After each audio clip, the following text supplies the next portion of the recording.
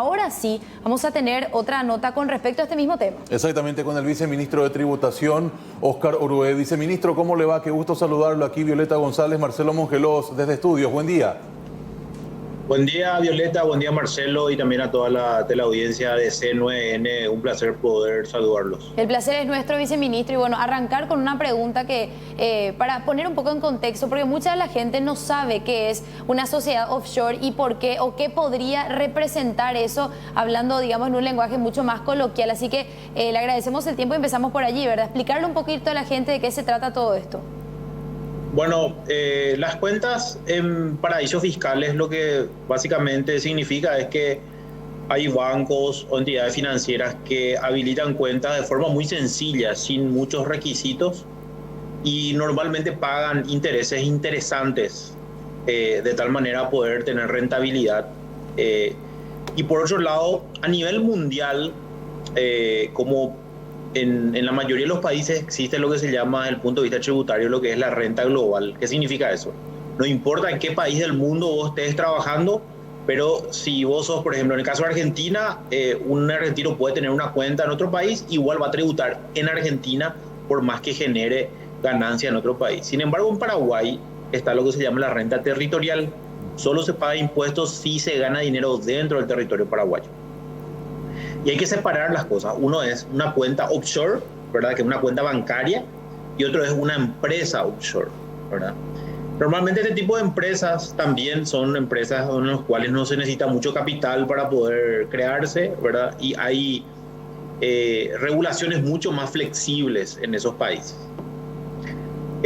Nosotros aquí en Paraguay no existe ninguna prohibición de poder crear o transferir dinero a cuentas offshore, ¿verdad? No está prohibido. De hecho, Paraguay en algún momento fue considerado como un paraíso también fiscal, ¿verdad? Porque Paraguay es un país donde se paga muy bajo impuesto y además existe dos regímenes, como la maquila y la zona franca, ¿verdad? Entonces, evidentemente, se puede considerar también a Paraguay, o se podía anteriormente considerar a Paraguay como un país offshore. Sin embargo, esto cambió con el tiempo. Hoy Paraguay ha aprobado normativas que establecen ya intercambio de información con fines fiscales a más de 145 países. Entonces, eso también posiciona positivamente a Paraguay en el ámbito tributario y sale de esa lista de país no cooperante y también de país donde es baja o nula tributación, que son considerados los offshore. No sé si hay una pregunta en particular. Creo que quedó bastante claro, viceministro. Ahora, ¿qué papel juega la Secretaría de Estado de Tributación ante tamaña denuncia? Bueno, en primer lugar, hay que aclarar, ¿verdad? No tiene incidencias tributarias directamente transferir dinero a una cuenta offshore. No está prohibido. Entonces, lo que hay que verificar, nosotros lo que vamos a hacer ahora es mirar cuánto dinero movió los 190 paraguayos que figuran en el informe, y si es que coincide o condice con lo que declararon aquí en Paraguay, ¿verdad? Si hay esa diferencia, sí, vamos a abrir una fiscalización a cada uno de ellos de tal manera a poder verificar el origen de los fondos en primer lugar, si es un origen lícito. Si es un origen ilícito, vamos a estar comunicando a CEPRELAP, y si es un origen lícito, vamos a cobrar impuestos por eso. Ahora, ¿cómo hacen ese cruce de datos, viceministro, a través de IRP, de ese tipo de impuestos? ¿Cómo se hace el cruce? El cruce se hace con las declaraciones juradas. Hay que recordar que todos los contribuyentes tienen la obligación de hacer declaraciones, por eso se llama así, declaraciones juradas, porque dicen eso es cierto, ¿verdad? Y bueno, vamos a verificar con lo que declararon. Y en el caso... Si hay inconsistencia... ¿Perdón? No, adelante, continúe, por favor. No, que si hay inconsistencias, si hay diferencias, vamos a estar aplicando las sanciones correspondientes una vez iniciado la fiscalización y en caso de confirmarse esas inconsistencias, ¿verdad? Acá lo importante, si en territorio paraguayo ganó dinero, pagó sus impuestos, puede enviar donde quiere ese dinero, no hay ningún problema, puede enviar la cuenta offshore.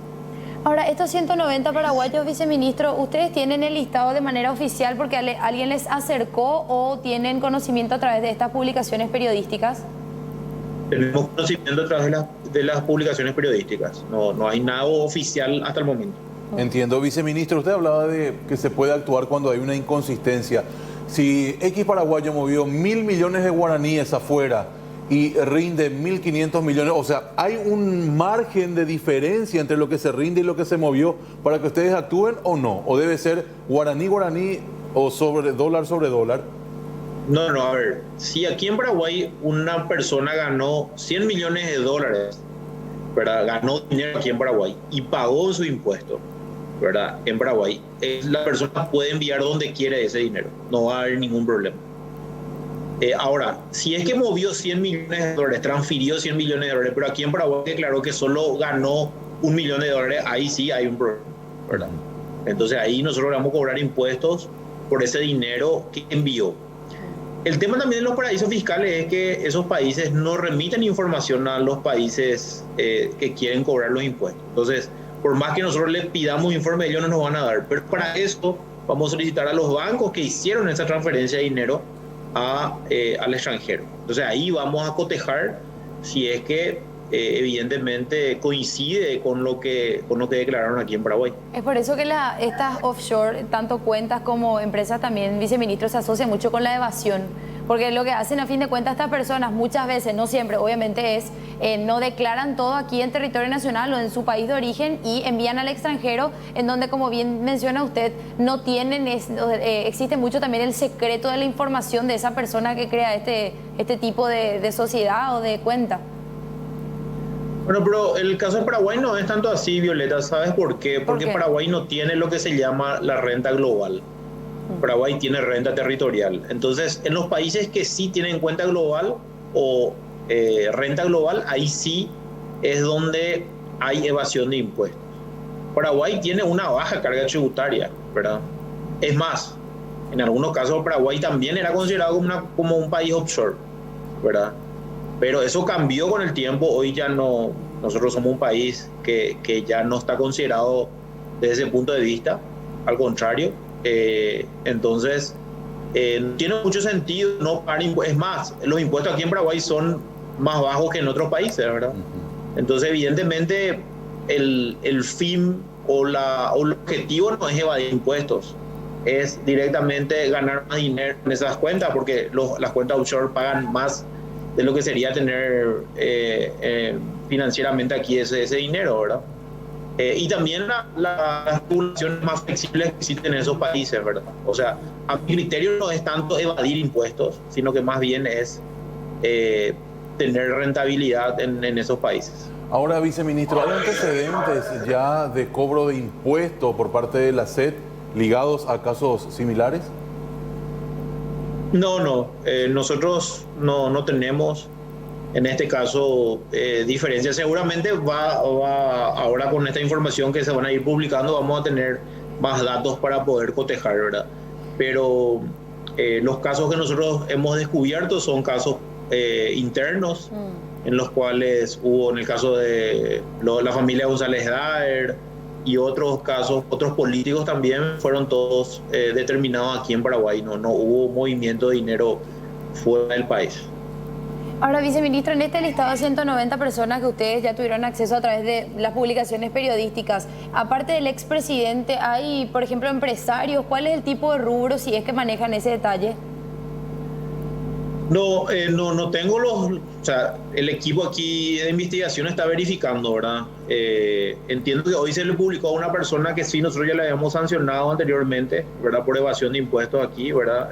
Sí, seguramente vamos a estar verificando sus empresas. Si bien el señor ya falleció, vamos a estar viendo todo el ámbito de sus negocios. Las empresas siguen activas a pesar de que el señor ya falleció.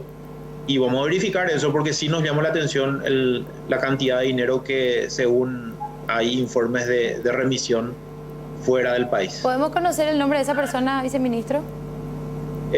Creo que está publicado. Yo no quiero mencionar por una cuestión de prudencia administrativa que la ley me prohíbe mencionar, ¿verdad? Pero creo que si verificamos el nombre en las publicaciones van a poder cotejar. En este caso en particular, ¿cómo transcurre la investigación cuando quien aparece como el titular de la empresa ya falleció?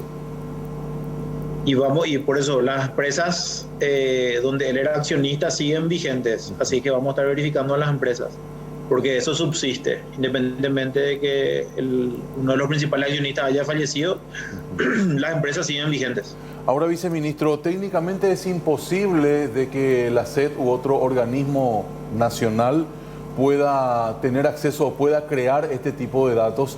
Hay que estar pendientes de publicaciones periodísticas como la que se dio en las últimas horas. No, bajo ninguna circunstancia.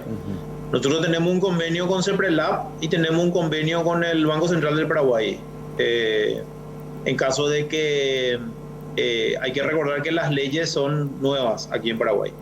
Entonces nosotros estamos implementando los sistemas de control.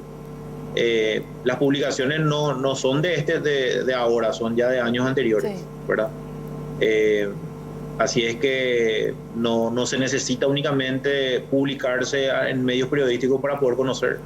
De hecho, nosotros tenemos un sistema de gestión de riesgos bastante importante a través del Big Data, donde podemos cotejar información. En este caso, todos estos datos que están publicados vamos a cargar en nuestro Big Data de tal manera a incluir en el sistema de riesgo, ¿verdad?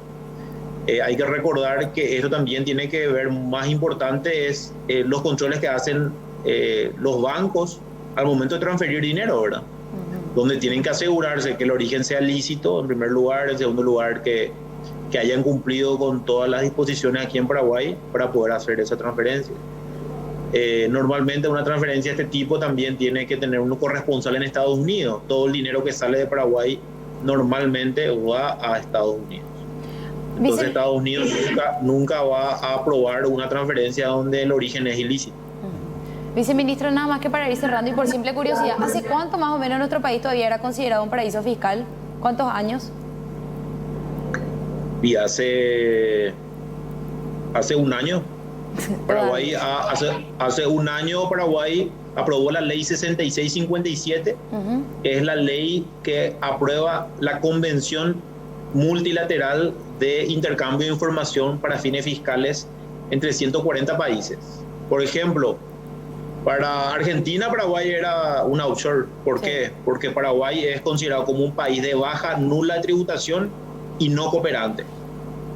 ¿Verdad? Entonces, evidentemente, entonces, evidentemente también la considera una offshore.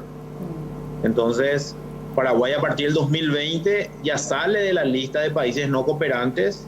Nosotros hoy, si algún país pide información tributaria, tenemos la obligación de, entre los 140 países, otorgar esa información, de tal manera que nosotros, si solicitamos información también a esos países, también nos tienen que remitir aquí en Paraguay, ¿verdad?